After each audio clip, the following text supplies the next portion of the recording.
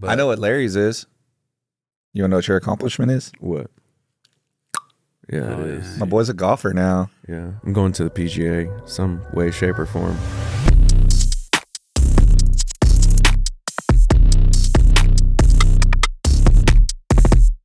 All right. 2022 is coming to an end, guys. it is. It's been a hell of a year. We started off in Fort Lauderdale. Yeah. I didn't start that off. I had COVID. Y'all wouldn't let me come. No. Scott was sick. Yeah.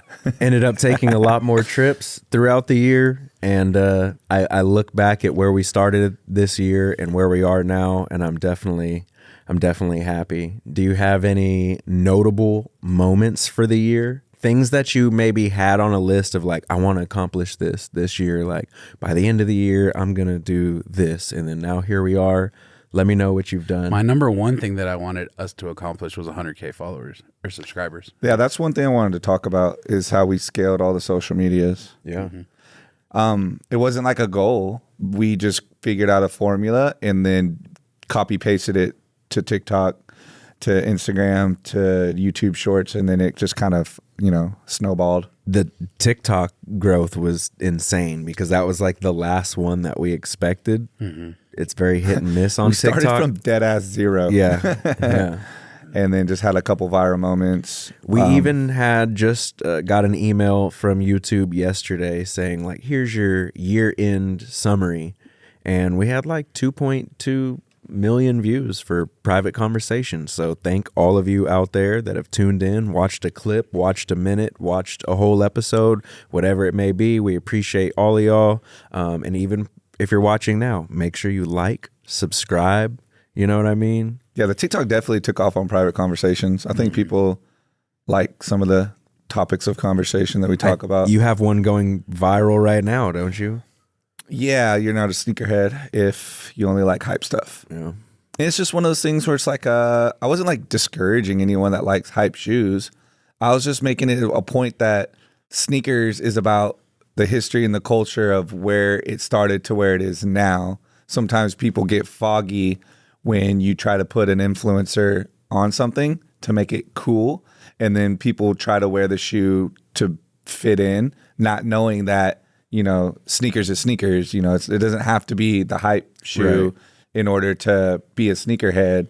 But in my eyes, I think being a sneakerhead is the love for every brand, the history behind it, and where it got us from there, point A to point B, where we're at now. Or not liking certain things too. Right. You don't have to like it all. Like as long as you have an opinion though. Right. Because some people participating. Yeah, participating. Participating in the culture. That's why I like what we do here with even just presenting early birds to people and just here's this. Everybody take a look at it. Give me your thoughts, feelings. And that right there is the participation that it takes to create a community and a culture. So some people were saying things like, well, every picture you only have hype shoes on.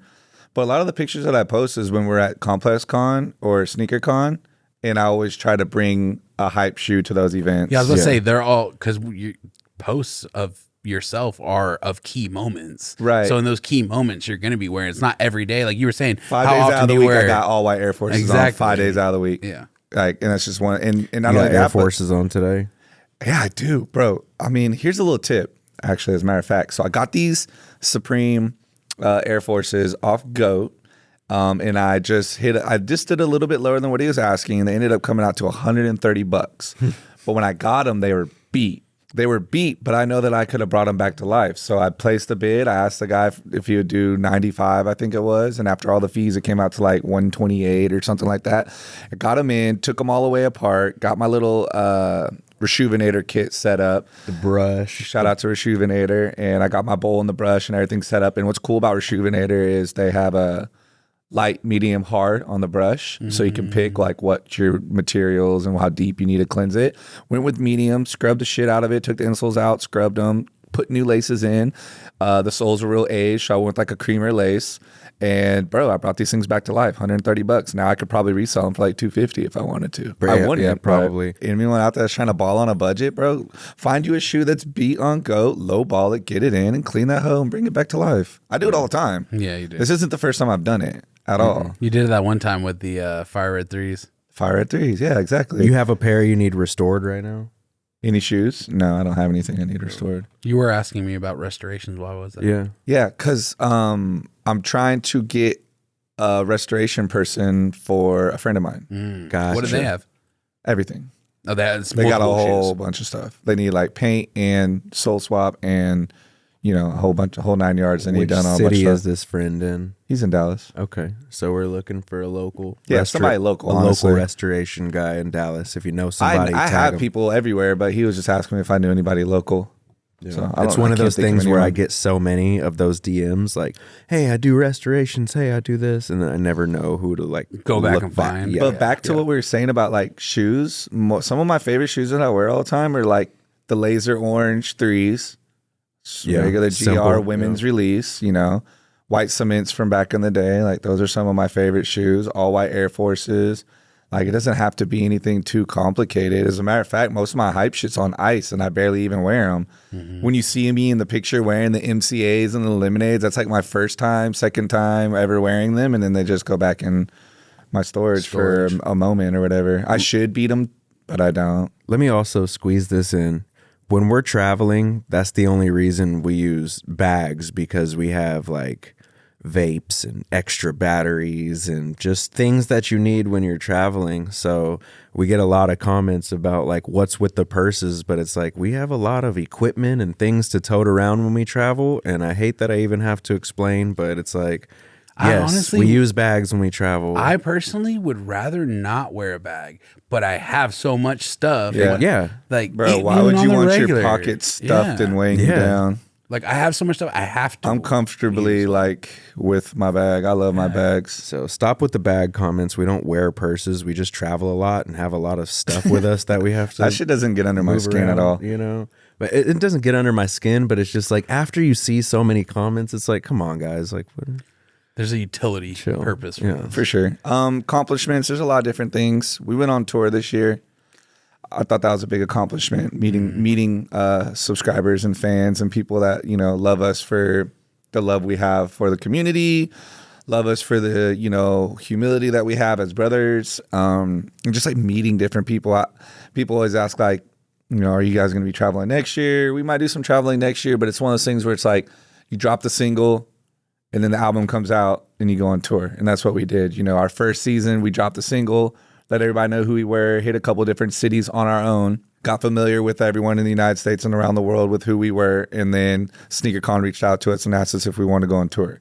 So we went on tour and we got to meet all the fans firsthand. To me, that was a big accomplishment. Interacting with people that you influence, getting gifts from people who spend time showing their dedication to the love that they have for you and the team. Right. And that was a big accomplishment for me. I don't know about you guys. I feel like 2023, we're just going to get to the business. Yeah, there's a lot of different There's going to be a things. lot of content that's going to be more business oriented versus travel. You know what I was reading? I was reading The Subtle Art of Not Giving a Fuck. And the guy was trying to break down about how people live life feeling happy when they're accomplishing something. And a lot of times, like, people get upset when they get piled on with all these different things in life.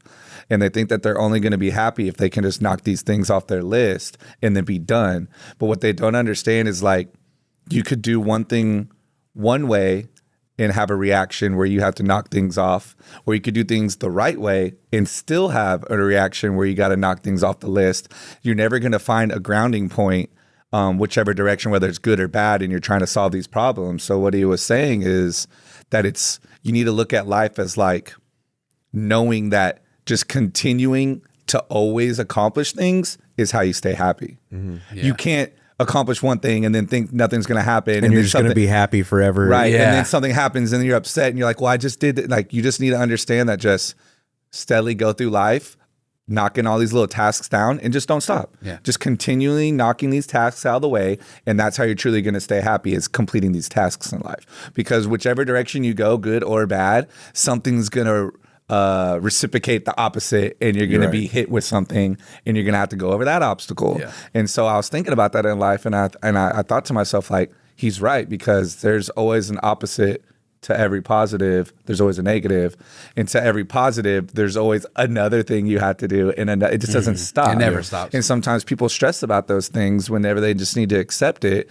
and know that life is nothing but obstacles you have to get over, and that's the only It's way a to stay series happy. of keep goings. Yeah, it never ends. And that, I had a realization when I was reading that. I'm like, wow, like that's true, because that happens to me in life all the time. Once something bad will happen, and it'll get worse and worse, and I'm trying to dig up out of it, and I get out and I go this direction, I do something good. And now we have a whole new world of bad stuff that we have to deal with. And so it's just one of those things where it's like, now I'm going to look at life differently, where I'm just going to have this never ending list of things I need to do, knowing that as long as I just keep chipping the wood off the block, that I will continue to just be happy with You don't myself. have to knock out all 20 things as soon as possible. No, because that list is just going to regenerate. Yeah. Like point blank, period. And so, yeah, the fans, that was cool. The social media, cool. You know, we met a bunch of cool people. We had a bunch of cool in-stores. Project Pat for my birthday. I have one, actually. DJ Paul, things of that What you that are got? important to me. I have one. The inventory that we have in our store. Like you're happy. The quality of it. The quality We of have no mids. We have If- no. Dunk highs. and our to our like, preference. the amount of like high end shoes we have right now is, you heard what Fat Joe said. Yeah. Ain't nobody fucking with us. Nobody. And it's not like we're trying to run that to the ground. It's just we got the stamp? the key or the stamp handed to us by somebody who's notably arguably one of the top 5 biggest sneaker And people in the world. and that's one thing that we learned this year is we traveled to all the stores in the whole We've US. seen them all. We I've seen traveled them a all. lot. So like can gauge what our inventory is like compared to I others. do like our trophy room case is very solid. Yeah. Dior, LV, Air Force, Swarovski, Dunk, both CPFM. Those CPFMs, the one that didn't drop. Then we had the Grinches early, like the Justin Chanel's, the complete Justin Timberlake. Like when you go over to our thing now, Chicago, Europe, Off-White. Like when you go to our display now and you look at it, You're like seeing some cream of the crop type for sure, stuff. we don't have like Air Yeezys or M&Ms or Undefeateds and things of that matter that other stores do have. But that's just because we relate to the party, I'm not and those even- prices are just ridiculous. I'm not just talking do- about that part though. I'm talking about like I'm happy about that part. we though. have the shoes that are actually quality, customers can buy. yeah, quality and You know what I mean? size runs. Because it's one thing to walk into a store and there's just an entire case of shoes that are all $10,000 and up, and you're like, it's cool I to can't look buy at, that. but I can't buy it. Like, Right. I'm happy with the quality and selection we have of rare shoes that somebody can actually buy. Yeah. Yeah. yeah, affordable rare shoes. Like that's like, to me, it's like we always talk about, like, if you're a sneakerhead and you want to find a dope shoe, you'll find it at our store. for sure.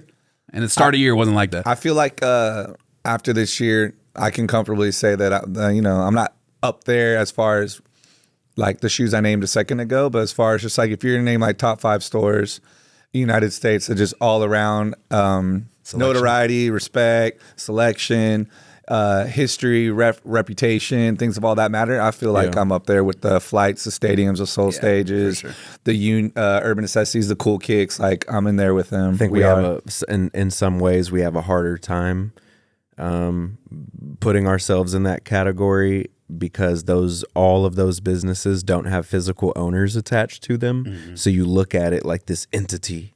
You know what I mean? Like Yeah, this big, corporation. major corporation. You have know no what I idea who mean? owns it. Well, now yeah. Foot Locker and Yeah, other now they're all places. bought out. Sure. But in terms of just like even historically, like I've never known who Flight Club's owner was, you know? Like, Originally. I just know Yeah. Soul Stage. So Shout out to my boy Eddie. Shout out to Eddie. It's my dog, bro. I feel like we made a lot of connects this year at Complex Con too. Yeah. There's a bunch of cool accomplishments, man. But the thing is, it's like It's not like we came on here to brag about them. It's just, we like to highlight this on is them. more about a recap, and I think also, sometimes it could spark some of y'all's brain out there. I think it's interesting to talk about some of the things that we do outside the store as well, just overall business and things we like. Even we got the charity coming up next week too. We have a very cool. We teamed up with Jim Girls Embracing Mothers, and so basically we teamed up with a good friend of ours, Brittany. And we're going to basically give back to young girls whose parents, mostly mothers, or all mothers, right? They're all mothers are that are incarcerated in prison who might more or less not have a Christmas this year. And so last week we went out and bought a bunch of shoes, and we're going to wrap all the presents next week and then hand them out the next day. And so it's like doing things like that, I saw I Swear Vezo.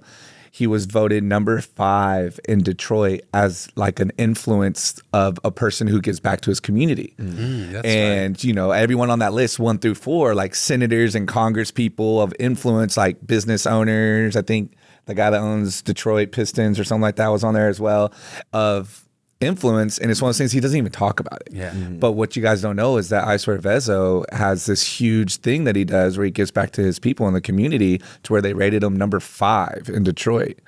And so it's like things like that I love to do. Of course, we have a YouTube channel, so we're able to highlight those things.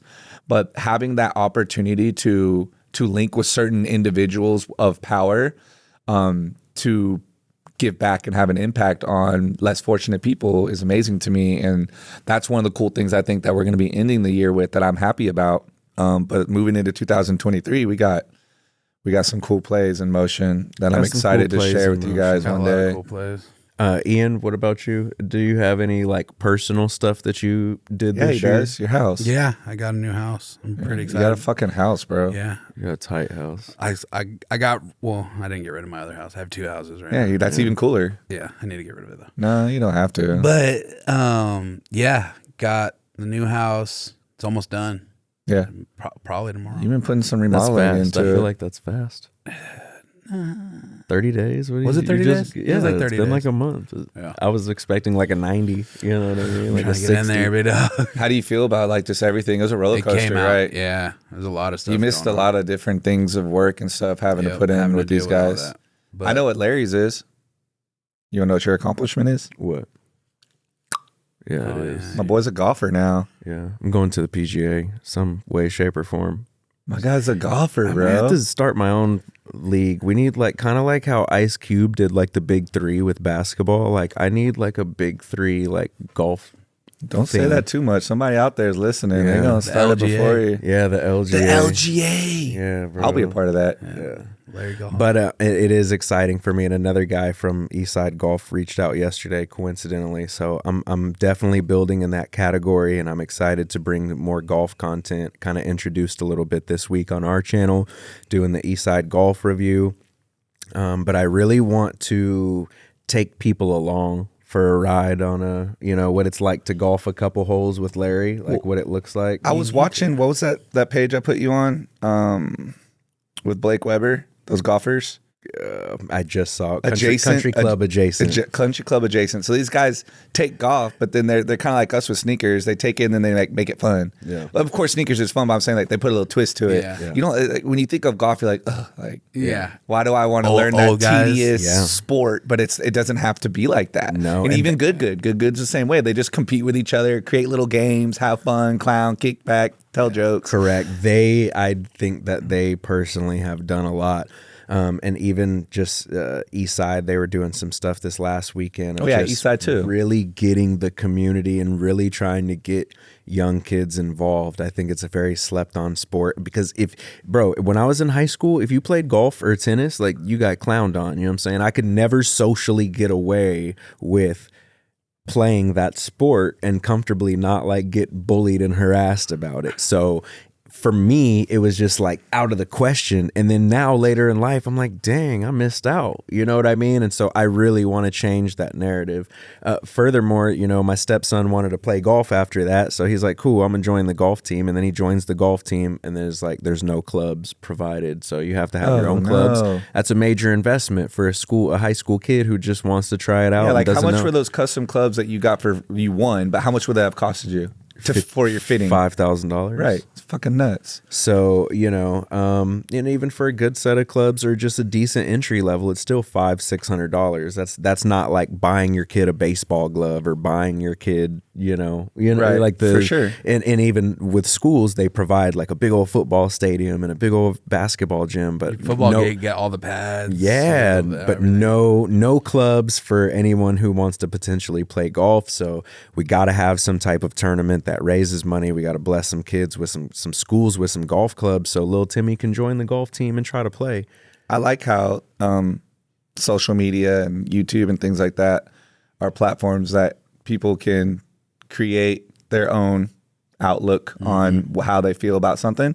Because at the end of the day, like if Good and Adjacent and East Side weren't around, then that sport would just be one of Same those thing. Yeah. things. It'd be in the same place I think that it boxing kind of picked back up years ago too, when 50 Cent kind of got involved, and 'Cause boxing with died for- I Mayweather, feel like right? it died for a 50 long got with time. Mayweather. Of course, that feud they had to falling out, but I think like they kind of helped revive it as well, and then now And it's more. UFC. You know who really helped revive boxing? Talk to me. Jake. Oh yeah, I hate to say it, but yes. after the pandemic, especially, boxing was already on a lower, like declining kind of thing. Well, he unless- created like and- exhibition style ways. Correct. Now you got celebrities and other Right. people involved. It was bringing crowds, new excitement. You're mixing in different people as opposed to these traditional trained fighters. You threw some other stuff in the loop, and now this guy's doing sellout crowds no But matter where the event is Granted, at. the exhibitions, except for his, but like they hoed Roy Jones Jr. on that exhibition. absolutely.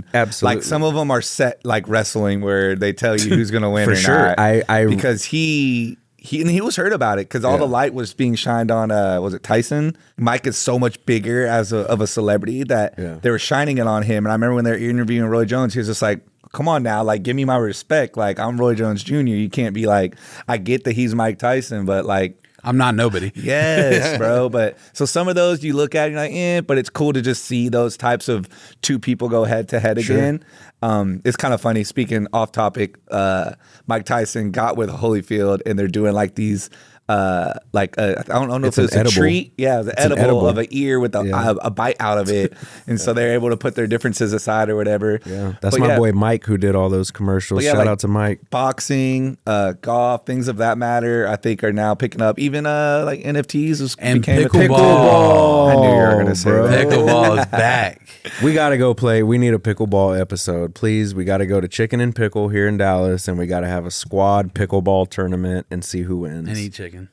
And eat chicken. How The did we food get is so off good. topic from Larry learning golf all the way to Mike Tyson and pickleball? Bro, we're just on a ride right now. We're just on a ride. I can't think of anything with me, man. I've always been like, my fitness has always been A1. I mean, I guess I would say I am in the best shape of my life ever right now at 35 years That's a old. good Definitely, you've wanted abs for as long as I've known you, Washboard abs. and It's different. you finally got them. I got my abs, You man. finally There you got go. them. Knocking things off of like the personal level list is always great.